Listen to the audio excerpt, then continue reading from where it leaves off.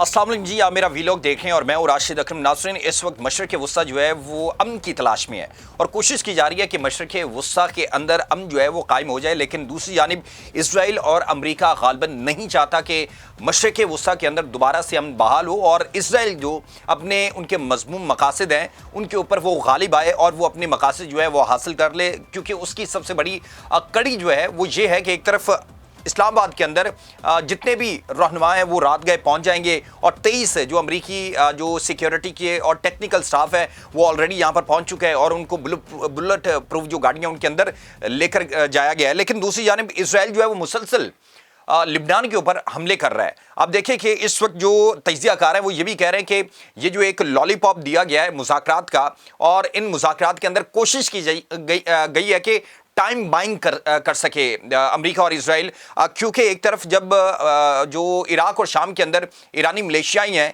वो हमले कर रहे थे, दूसरी जानिब हिजबुल्लाह जो है वो लिबनान से हमले कर रहे थे और फिर यहाँ से ईरान जो है वो मुसलसल हमले कर रहा था और फिर जो यमनी हूसी हैं वो भी हमले कर रहे थे। इस वजह से अमेरिका और इसराइल को शदीद मुश्किलात का सामना था और मशरिक़ वस्ता के अंदर जितने भी उनके मकामात थे या जगह थी उनको निशाना जो है वो ईरान की जानिब से बनाया जा रहा था, जिसकी वजह से जब एक नुकात का एक जो है वो ड्रामा कहा जा रहा है कि वो रचाया गया और उसके बाद अब कोशिश की जा रही है कि ईरान को बैक फुट पर लेकर जाया जाए। लेकिन दूसरी जानिब ईरान भी इस सीज फायर से जो है किनारा कशी इख्तियार करने की कोशिश कर रहा है, जिसके अंदर चीन ने बड़ा अहम किरदार अदा किया है। और चीन ने आखिरी वक्त पर जब ईरान जो है वो उन्होंने अपने मिसाइल तैयार कर लिए थे और इसराइल के ऊपर और जो खलीजी मुमालिक हैं यहाँ पर जहाँ पर भी अमरीकी बेसिस हैं या उनके मुफादात की जगह हैं उनको निशाना बनाने के हवाले से फिर चीन ने इसके अंदर अहम किरदार अदा किया। लेकिन इस वक्त जो इस्लामाबाद के अंदर कौन कौन जो लोग हैं वो आ रहे हैं और मुज़ाकरात के लिए कौन कौन लोग जो हैं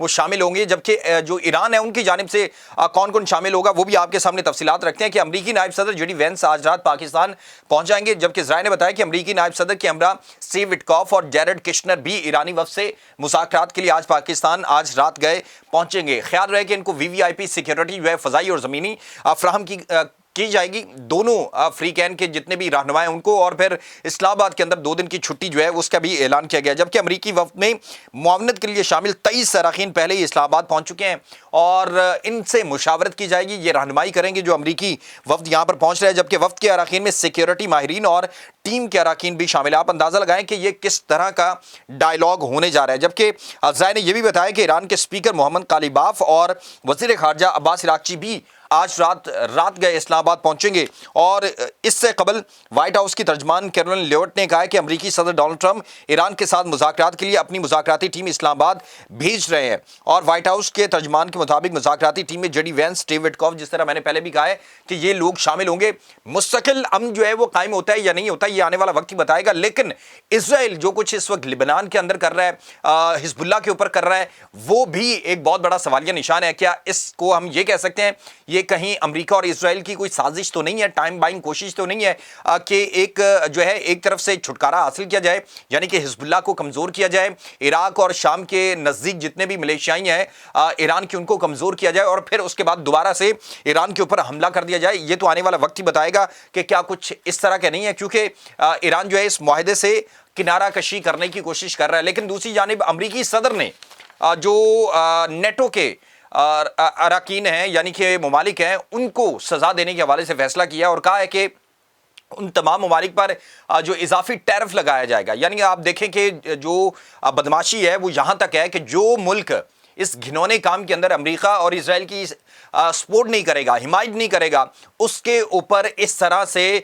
धूस और धमकी के साथ जो है वो टैरिफ भी लगाया जाएगा, बदमाशी भी की जाएगी। और आपको याद होगा कि जो प्यूतन है उन्होंने कहा है कि ये होते कौन है जो जिसको कहते हैं तुम्हें ये करना पड़ेगा, ये कुछ किया जाएगा। स्पेन ने दूसरी जानिब एक बड़ा तमाचा मारा है और कहा है कि वो ईरान के अंदर, तेहरान के अंदर अपना सिफारत खाना जो है वो खोलने जा रहे हैं। आप यहाँ से अंदाज़ा लगाएं कि फ्रांस एक तरफ, बरतानिया, स्पेन और दीगर ममालिक जो हैं वो कोशिश कर रहे हैं कि अमन मुज़ाकरात हो जाएं, जिससे अबनाए हुर्मुज़ बंद होने से पूरी यूरोप की मईशत जो है वो इस वक्त ज़वाल पजीर हो रही है, उनको बहुत ज़्यादा नुकसान हो रहा है। जहाँ पर अगर इसराइल और अमेरिका को नहीं हो रहा लेकिन दूसरी जानिब उनको भी हो रहा है, लेकिन उतना नहीं हो रहा जितना इन ममालिक को हो रहा है। तो वो इस वक्त कोशिश कर रहे हैं कि कहीं ना कहीं मुज़ाकरात हो जाएं, जबकि इजरायली वज़ीर आज़म नेतन्याहू ने एक बार फिर जंग बंदी को सबूताज करने की कोशिश करते हुए कहा है कि इसराइल ईरान से दोबारा जंग के लिए तैयार है। एक बयान में नेतन्याहू ने कहा कि हमारे मजीद अहदाफ हैं जिन्हें मुआहिदा या जंग दोबारा शुरू करके हासिल करेंगे। अब देखें कि उसने कितनी अहम ये बात जो है वो की है। उसने कहा है कि हमारे मजीद अहदाफ हैं जिन्हें मुआहिदा या जंग दोबारा शुरू करके हासिल करेंगे, यानी कि वो यूरेनियम जो है अफजूदगी ख़त्म करवाना चाहते हैं और उनको कहते हैं कि आप अपना मिसाइल सिस्टम जो है उसको बिल्कुल छोटा कर दें, कम कर दें, यानी 300 किलोमीटर तक रखें। यानी कि अगर आके इजराइल इनको चपेड़े मारता है, इनको कुछ कहता है, तो वो उनके ऊपर जवाबी हमला ना कर सके। ईरान के साथ जंग बंदी में हिजबुल्लाह शामिल नहीं है। ये देखें कि मैंने पहले भी कहा है कि हिजबुल्लाह को कमज़ोर करने की पूरी साजिश है। उन्होंने कहा कि इसराइल ईरान जंग दोबारा शुरू करने के लिए तैयार है, यानी कि ये हमेशा से इसराइल चाह रहा था कि ये जंग बंदी ना हो, ये जो 2 हफ्ते का एक स्पेस आई है, टाइम आया है, ये भी ना हो। वो मुसलसल जो है अपनी बर्बरियत जो है वो जारी रखे, जबकि उसने कहा है कि हमारी उंगलियां ट्रिगर पर हैं, चाहे मुआहदे से या ताकत से। अफजुदा यूरेनियम, मैंने पहले कहा है कि यूरेनियम ईरान से ख़त्म कर दिया जाएगा। इसराइली वज़ीर आज़म ने मज़ीद कहा कि जंग बंदी का मुआहदा इसराइल के मुकम्मल ताउन से किया गया और जंग बंदी इख्तिताम नहीं है, यानी कि अगर जंग बंदी हो भी जाती है उसके बावजूद ईरान पर हमले भी किए जाएंगे और उनको नुकसान भी पहुंचाया जाएगा। आखिरी जुमला आप देखें कि जंग बंदी इख्तिताम नहीं है। यही वो शक है जिसकी वजह से ईरान जो है वो अब भी किनारा कशी इख्तियार कर रहा है। और ईरान ये बाखूबी जानता है कि लिबिया के जो जनरल कदाफ़ी थे, उन्होंने जब अपना जो एटम बम वाला निज़ाम था वो उठाकर अमेरिका को दिया तो उसके बाद उसको कत्ल कर दिया था।